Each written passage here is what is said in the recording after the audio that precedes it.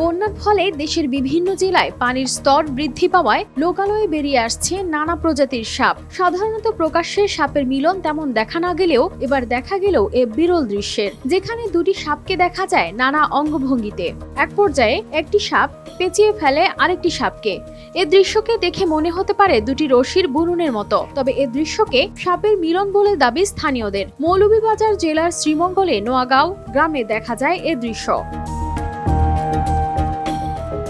তবে সাপের মিলন প্রক্রিয়া অন্যান্য প্রাণীদের মতো হলেও এটি কিছুটা ভিন্ন ও আকর্ষণীয়, কেননা বিশেষজ্ঞদের মতে সাপের মিলনের সময় সাধারণত আশপাশে শান্ত পরিবেশ প্রয়োজন হয়। তবে এখানে যেটি সবচেয়ে বিস্ময়কর হলো তা হলো এই মিলনটি হয়েছে সম্পূর্ণ প্রকাশ্যে, যেখানে ছিল মানুষের কোয়ালিটি সম্পন্ন আন্তর্জাতিক মানের still bar CSRM committed for better still উপস্থিতি। এরকম ক্ষেত্রে সাধারণত সাপরা বিরক্ত হয় বা ভীত হয়ে পড়ে, কিন্তু এখানে তেমন কিছুই হয়নি।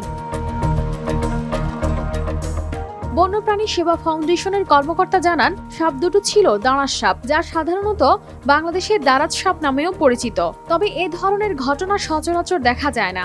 আর এই সাপের মিলনের পদ্ধতিটাও বেশ অদ্ভুত। পুরুষ এবং স্ত্রী সাপ নিজেদের দেহের অর্ধেক অংশ একে অপরের সাথে পেঁচিয়ে মাটির সমান্তরালে বা কিছুটা উপরে মিলন করে। News desk, RTV।